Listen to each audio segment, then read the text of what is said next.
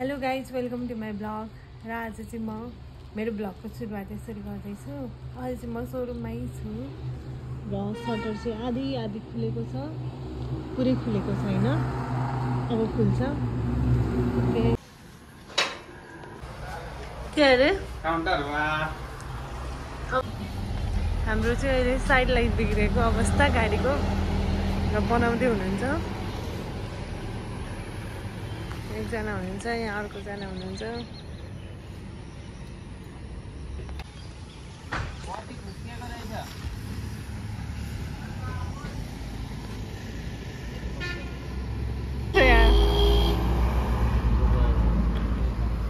के हो यो?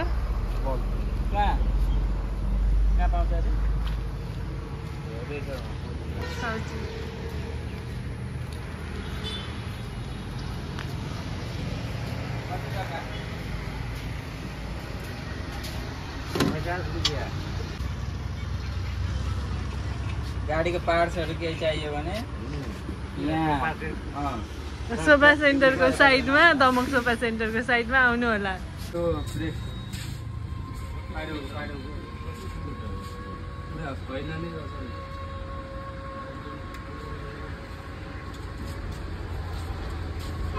के गर्छ त्यो पाइरलको स्क्रिनले चाहिँ?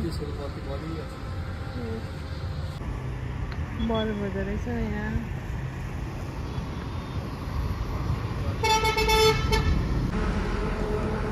बलेको छैन,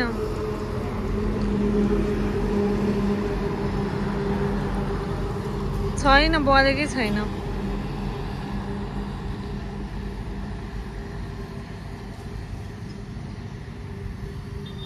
उतापट्टिको चाहिँ बलेको छ, बलो दुईटै बलो। अहिले म बिवाइडीको सोरुममा छु।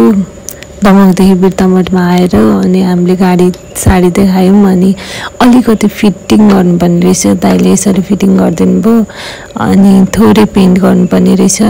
अरू त गाडीमा त खासै ड्यामेज भएको रहेन रहेछ। यहाँनिर अलि नजिकबाट हेर्नु, अब यो दाग छ, यहाँ दाग छ, यहाँ यो लाइनै दाग छ हैन। अब यति हाल्नु पर्यो हैन?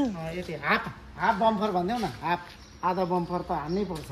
किनभने अलिकति कहिले टच हुँदैन कि परैबाट लिनुपर्ने हुन्छ नि त लाइट मिलाउनलाई। ल हिजो बिग्रेको मोटर पनि हामी ओद्लाबाडी लाँदैछौँ। दमकमा भएन, दमक बन्द छ आज फ्राइडे।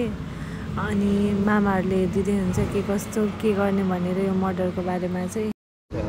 यो चाहिँ यहाँ लागेन, यो तलको कुन चाहिँ? यो यहाँ लाग्दैन, यो ठुलो सानो दिएको छ। यो नयाँ मोटर हो त। यो किन खोलेको? नयाँ मोटर ठुलो पनि रहेछ त भन्दा, त्योभन्दा ठुलो पनि रहेछ त। त्योभन्दा ठुलो त्यो अब चाइनिज मोटर, यो इन्डियन मोटर हो नि। यो उचाल्नै नसकिने मोटर छ अनि दुईजनाले पनि उचालिँदैन यस्तो भएको। लगाइ अहिले चाहिँ रातिको 7 बजेको छ र फ्याक्ट्रीबाट हाम्रो नयाँ सोफा हुँदैछ। त्यो सोफा झारेर म घर जान्छु।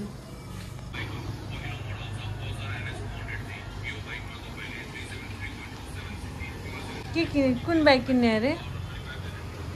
भाइ कुन बाइक किन्ने अरे?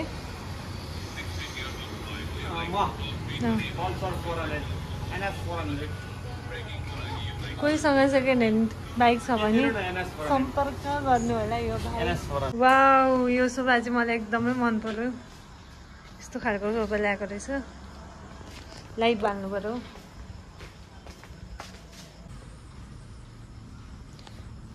अहिले चाहिँ यस्तो सोफा आएको छ।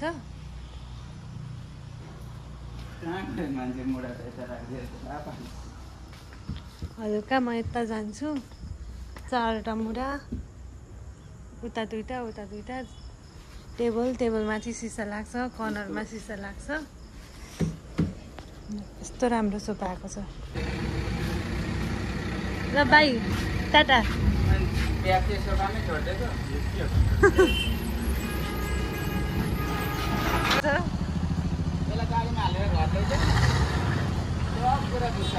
बुझ्छ, आइज भन्दा आउँछ, बस भन्दा बस्छ। अब मान्दैन। 10 बजेदेखि उता पर्सि 10 बजेदेखि आइपुग्छ। बस बसेर जाऊ न।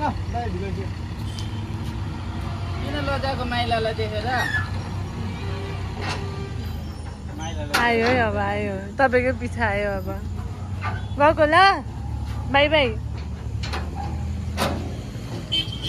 भोलि छुट्टी चाहियो अरे भाइ मालिकसँग भिडियो पठाइदिउँ गयो ल भाइ बाई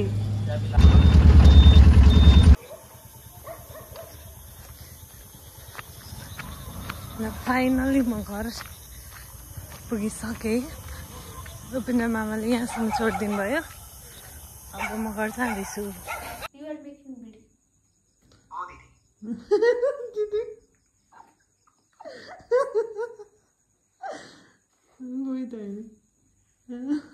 तिम्रो च्याट जिपिटी अब त एकदमै ठ्याक्क बुझेन तपाईको मनको कुरा एक लाइनको यस्तो उखान चाहिएको रहेछ जुन स्कुलमा भाषण सुरु गर्नु अघि पनि त सुन्ने सबैको ध्यान खिचोस् र गहिरो लागोस् र त्यस्तो एकदमै जोरदार लाइन सुनाए स्वतन्त्रता भनेको सास त हो जसले आत्मा वाञ्छन पाउँछ या जहाँ स्वतन्त्र हुँदैन भाइ एकछिन भाइ मैले नि स्वतन्त्रताको बारेमा नभन्नुहोस् तपाई अर्को बारेमा राम्रो सुनिने भन्नुहोस् स्वतन्त्रताको बारेमा पुग्यो मलाई भो म अगाए स्वतन्त्रताबाट अर्को भनिदिनुहोस् प्लिज कृपया अझ केही चाहिएको भने त्यो पनि भनिदिन्छु तर स्वतन्त्रताको बारेमा चाहिँ प्लिज नभनिदिनु होला मलाई दिमाग खराब गर मेरो यो मान्छेले बोलिरहेको पक्का यो मान्छे हो मान्छे होइन च्याट जिपिटी हो च्याट जिपिटीको नाममा मान्छेले ढोगिरहेको पक्का यो मान्छेले नभए यत्रो च्याट जिपिटी कसरी बोल्छ hope you guys enjoy my video आजको लागि यति नै शुभरात्रि